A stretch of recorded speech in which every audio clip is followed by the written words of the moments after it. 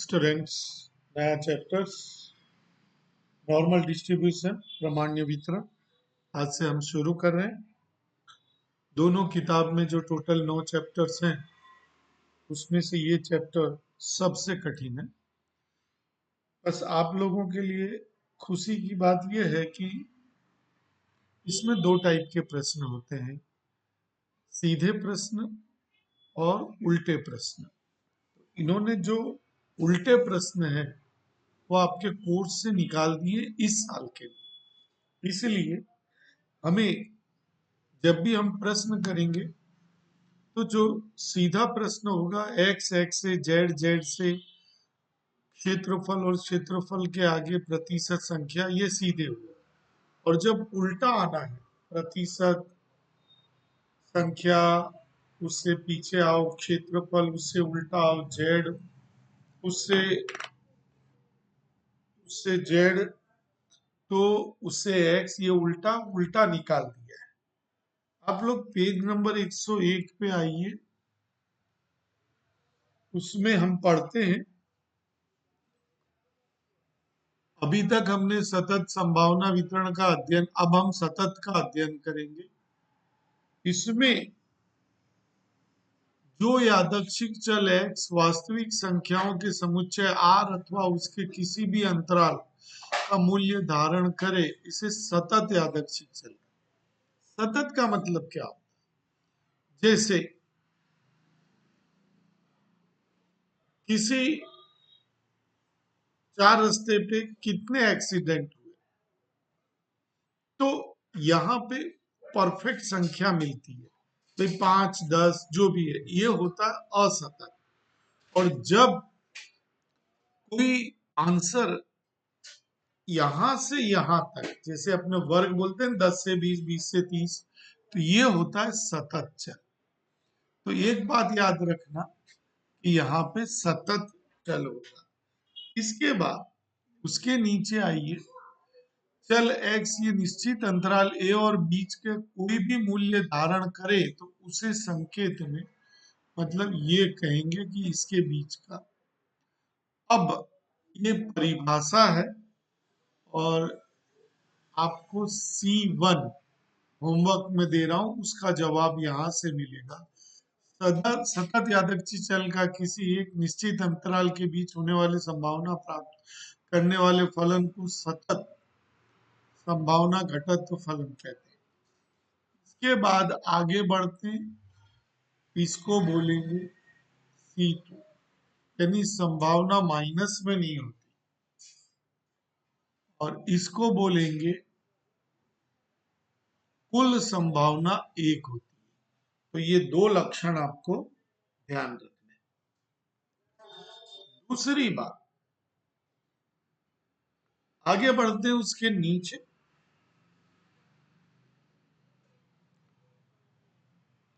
x का मूल्य निश्चित अंतराल a और b के बीच और संभावना ज्ञात करने के लिए संभावना घटक फलन का उपयोग किया जाता है।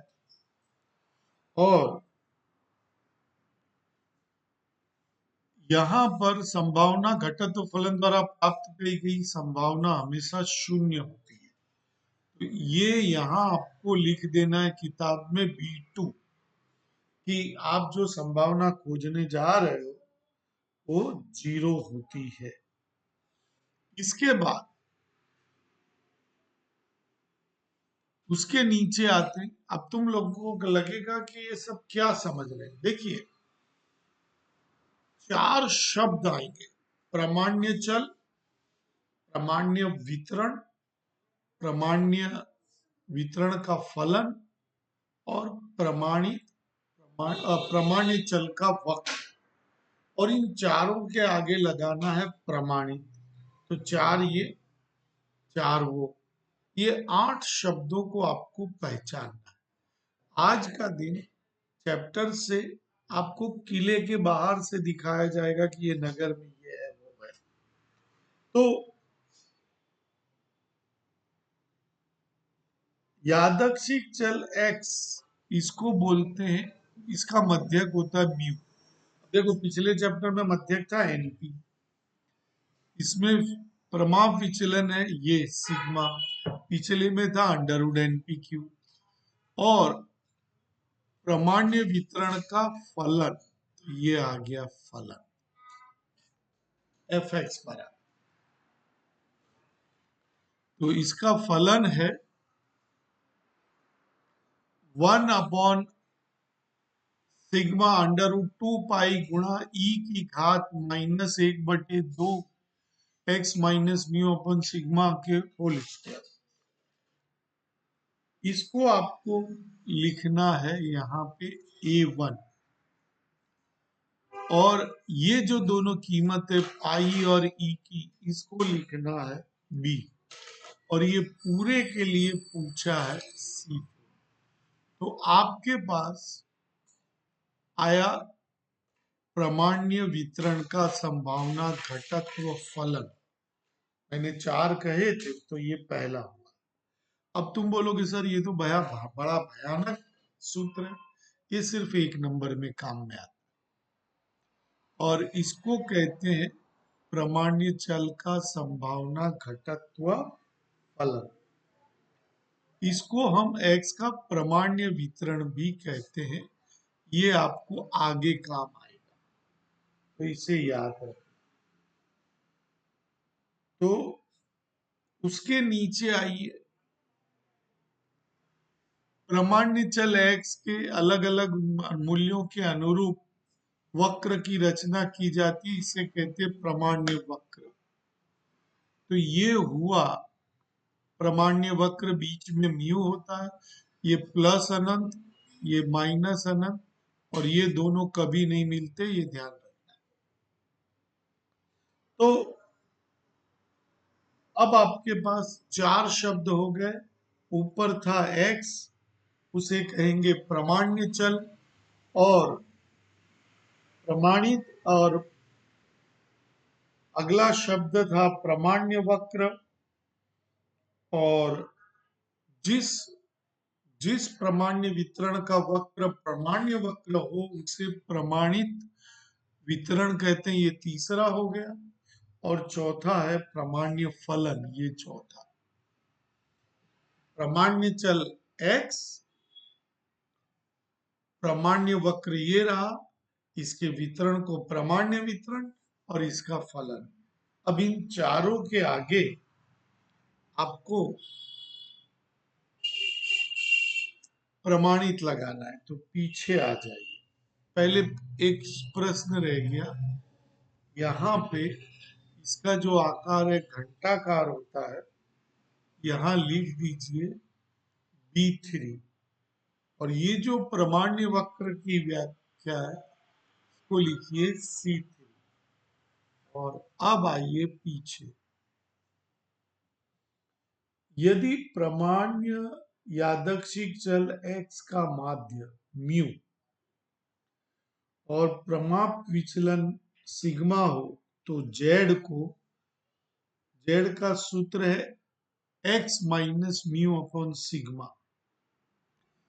ये जो सूत्र लिखा है इसको बोलेंगे A2, प्रमाणित प्रामाण्य चल। तो मैंने कहा था जिसमें 4 होते हैं, तो मैं बार बार बोलूंगा जिससे आपको याद हो जाए।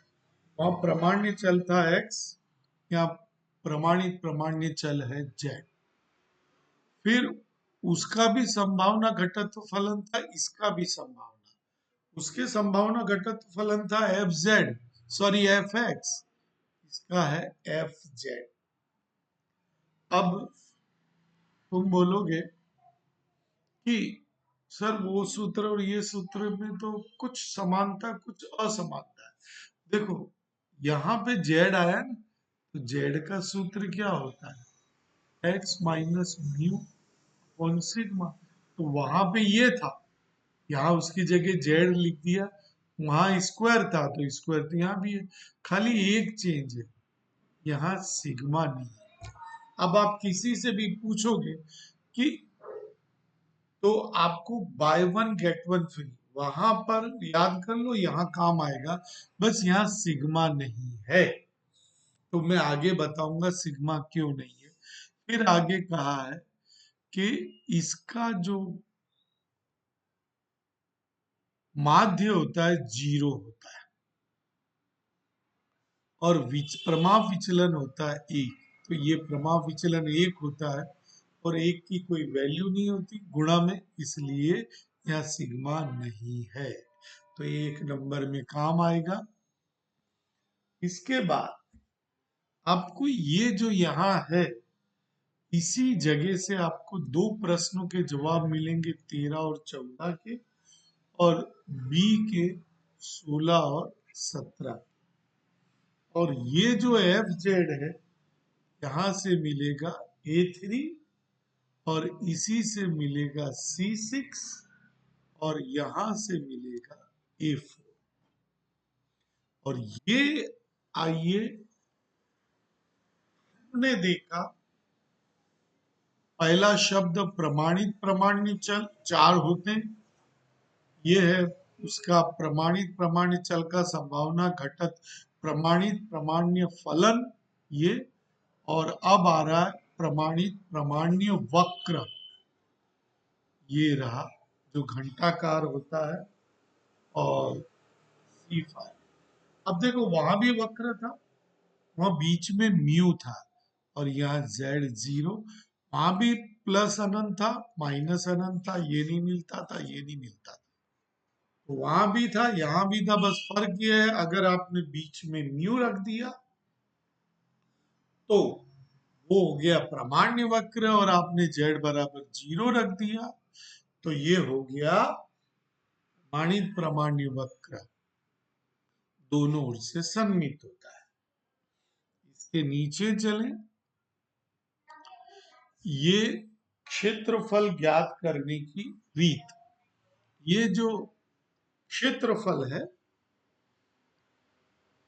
जिसको हम पिछले चैप्टर में संभावना कहते थे, उसको यहाँ क्षेत्रफल कहते हैं।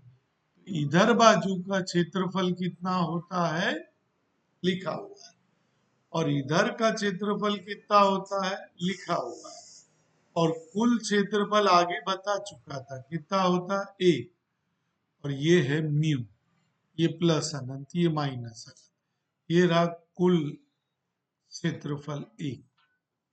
और दोनों तरफ क्या होता है सममित, और 2 समान हिस्से में बांटता है। और म्यू के दाईं तरफ का, अब यहां पे आप लिख दीजिए A5, यहां लिख दीजिए B7, यहां लिख दीजिए A6।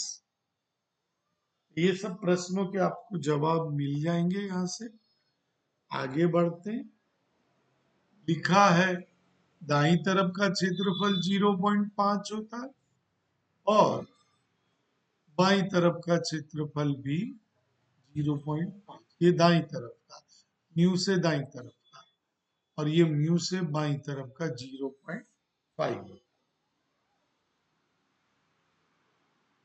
और अपना जो स्टेप होंगे वो ऐसे होंगे, एक्स को जाएंगे जेड में, एक्स से जेड में कैसे जाएंगे, ये सूत्र है।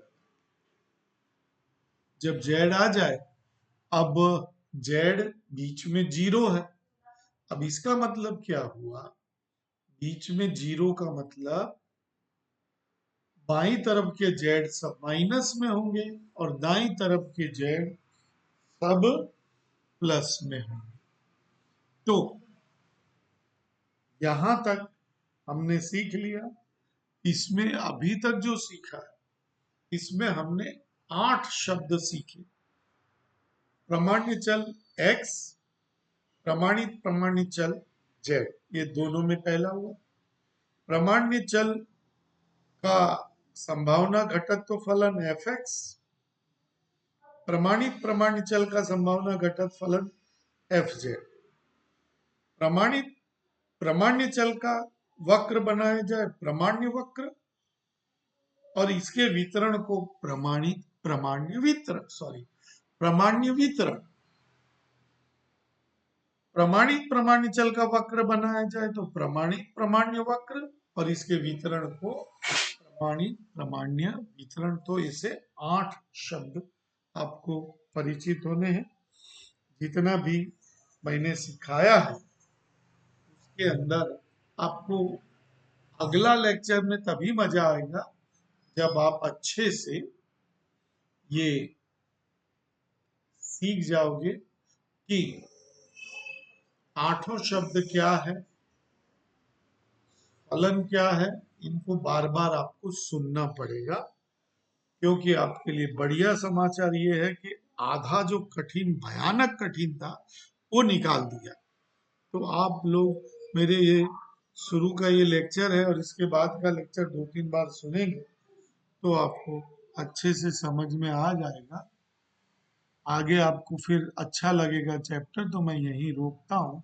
जितने भी क्वेश्चन मैंने बुक में लिखा है वो होमवर्क में आप लोग कर लेना। धन्यवाद।